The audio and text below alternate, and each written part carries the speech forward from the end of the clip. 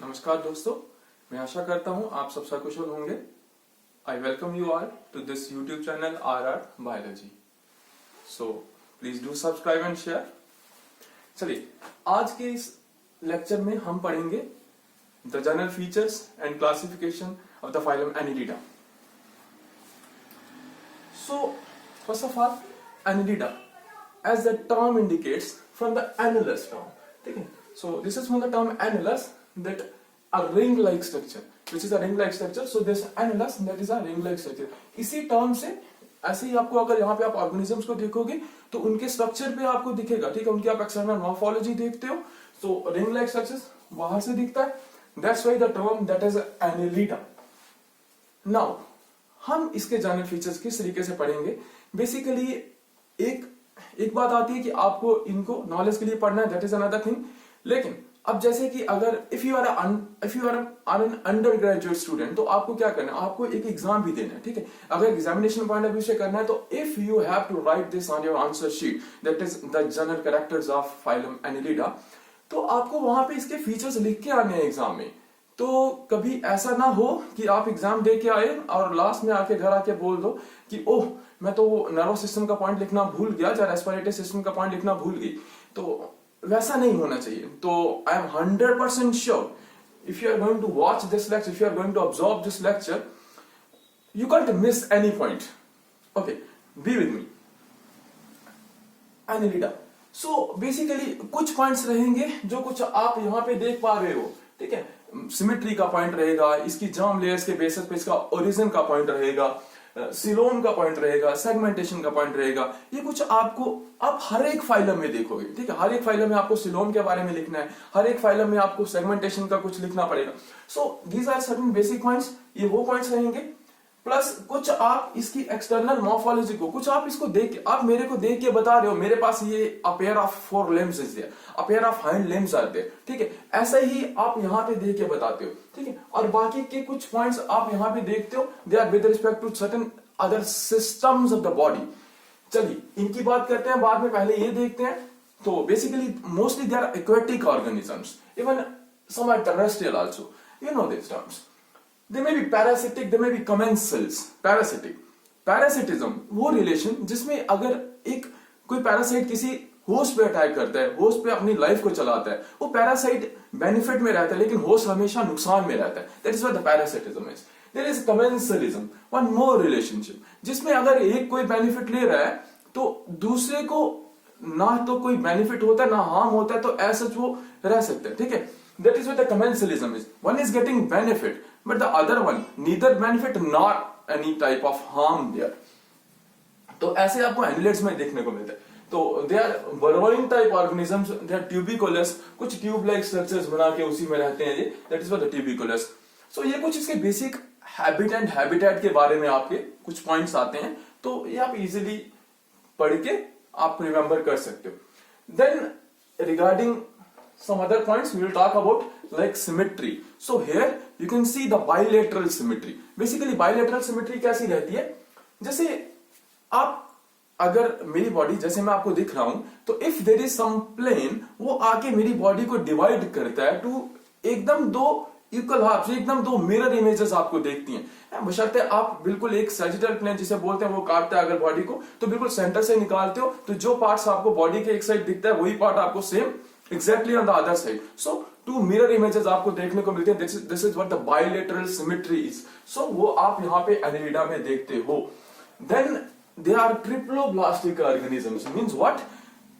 अभी ट्रिप्लोब्लास्टिक जैसे आपने डिप्लोब्लास्टिक में पढ़ा होगा, there are two germ layers, ectoderm and endoderm, but in triploblastic there are ectoderm, endoderm and in between there is the mesoderm. So 3 germ layers are there. तो उन्हीं तीनों germ layers से इस पूरे एनिलिड की बॉडी बनती है, annelids बनते हैं। So they are the triploblastic organisms.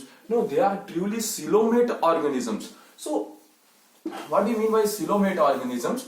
Basically अभी यहां पे जो truly coelom, true coelom, what do you mean by true coelom? That is a body cavity which is lined by the mesoderm, that is called as a true coelom. लेकिन in this case यहां पे भी क्या देखने को मिलता है आपको? They are the schizocilic coelom. Schizocilic coelom, schizocilic coelom, anterocilic coelom, even pseudocoelom, आपने निमेटोडा में पढ़ा होगा। They are the pseudocoelomate organisms, means false body cavity is there. Body cavity, but that was not lined by the mesoderm. That is called as a pseudocoelomate organisms. No, they are the schizocilic coelom. Schizocilic coelom means this coelom, this body cavity, it is formed by the splitting of the mesoderm layer. ऐसे ही आप एंटीरोसिलर coelom में पढ़ते हो, which is formed by the outpoaching of the gut region. चलिए देखेंगे उसको. So they are truly coelomate organisms. So metameric segmentation is there. ठीक है. अभी ये जो मेटामेरिकली सेगमेंटेशन आप यहाँ पे देखते हो, सेगमेंटेशन ये यहाँ पे एक एडवांसमेंट आती है इसी फाइलम में, that metameric segmentation. Metameric segmentation में क्या रहता है कि बॉडी में सेगमेंट्स बनती हैं, अलग अलग एक सीरीज में सेगमेंट्स बनेगी तो बॉडी के पार्ट्स भी उसी सीरीज में उन्हीं सेगमेंट्स में रहेंगे. तो उन सेगमेंट्स को अभी वहां पे क्या रहेगा, रेपिटेशन रहेगी, तो उनको मेटामेर्स बोलते हैं. ठीक है, उन सेगमेंट्स को से मेटामेर्स. देन अभी आपने ये कुछ पॉइंट्स पढ़े, like bilateral symmetry, triploblastic organisms, truly coelomate organisms, there segmentation, इनको याद रखिएगा. उसके बाद में आप अगर ऑर्गेनिजम्स को देखते हो, आप मेरे को देख रहे हो तो देखने में कुछ आपको बाहर से दिखेगा है? तो जैसे आप यहाँ पे इन ऑर्गेनिजम्स को देखते हो तो वैसे ही हम वहां से भी कुछ पॉइंट्स उठाएंगे. जैसे अगर आप इनको देखते हो तो सामने लोकोमोटरी ऑर्गेनेल्स, अभी आपसे थोड़ी देर पहले बात करी थी कि a pair of fore limbs are there, a pair of hind limbs are there. So ऐसा ही यहाँ पे लोकोमोटरी ऑर्गेन्स आप देखते हो, लाइक सीटे आर्कीटे. सीटे आर्कीटे कुछ भी आप इसको बोलते हो, जैसे आप प्रोनाउंस करते हो, तो they are basically the chitinous bristles present on their body, hair like structures, hairs. So they are the locomotory organs. तो ये भी आपको बाहर से देखने को दिखती हैं. अभी then there is a epidermis layer which is covered over by the cuticle hair. Dermomuscular body wall. If you are talking about the body wall of the annelids, it is dermomuscular. Muscles की बात करते हैं तो कुछ आपको circular muscles दिखते हैं और outer circular muscles and the inner one they are the longitudinal muscles. चलिए ये कुछ points.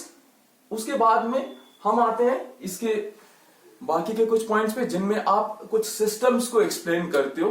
ठीक है, फिजियोलॉजी से जैसे हम अपने सिस्टम्स पढ़ते हैं, हम नर्वस सिस्टम पढ़ते हैं, रेस्पिरेटरी सिस्टम पढ़ते हैं, सर्कुलेटरी सिस्टम पढ़ते हैं, डाइजेस्टिव सिस्टम पढ़ते हैं, एक्सक्रीटरी सिस्टम पढ़ते हैं, रिप्रोडक्टिव सिस्टम पढ़ते हैं.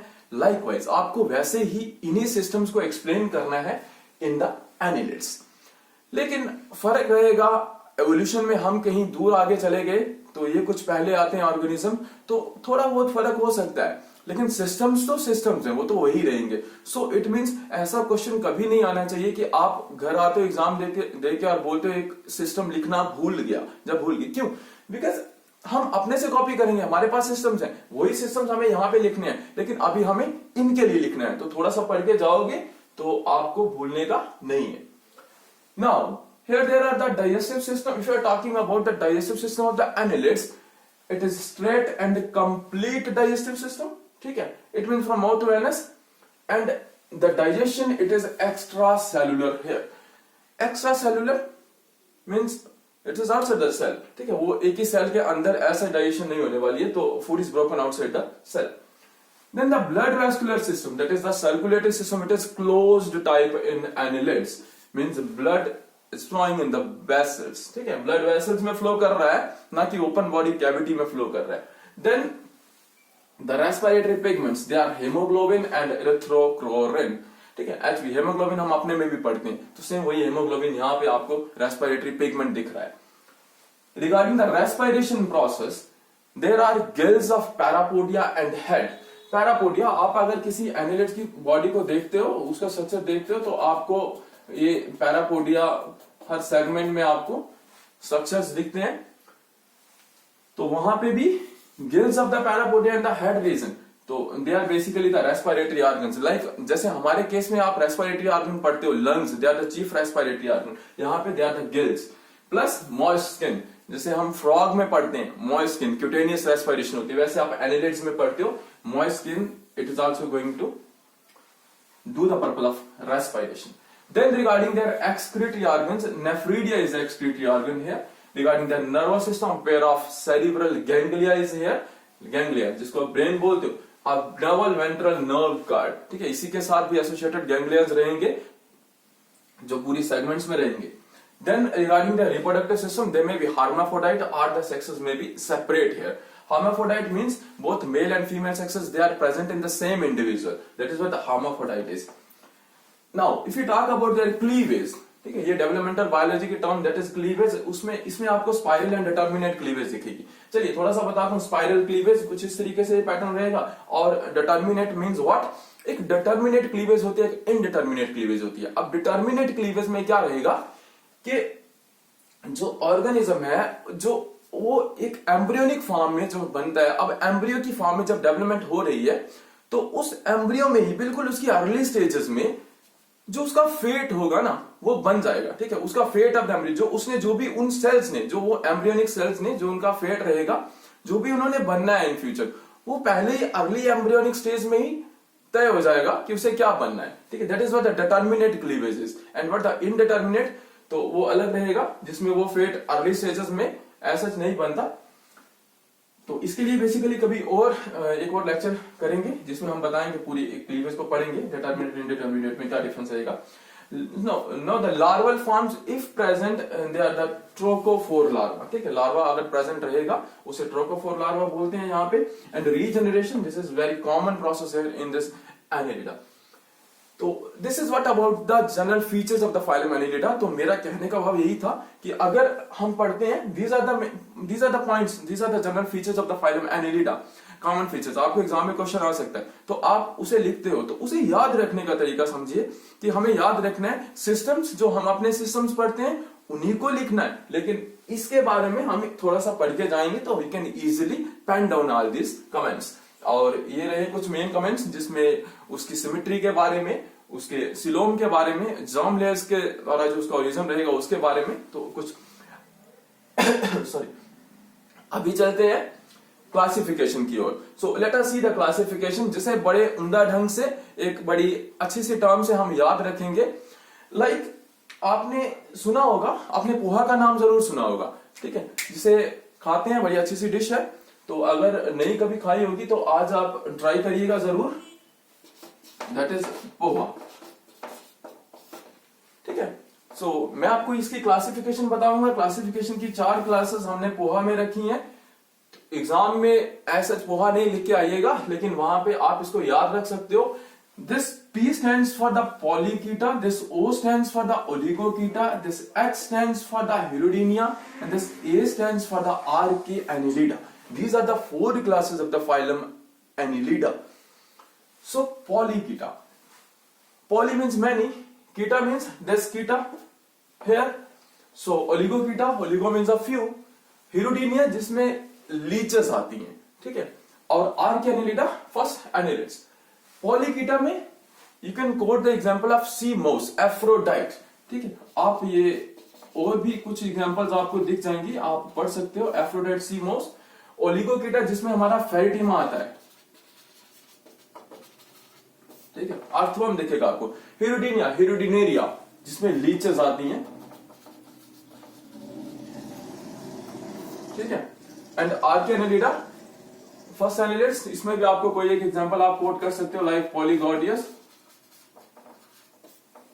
सो this is about the general features and classification of the phylum Annelida. I hope you like this. Please do share and subscribe this channel. Help me to grow. Shukriya.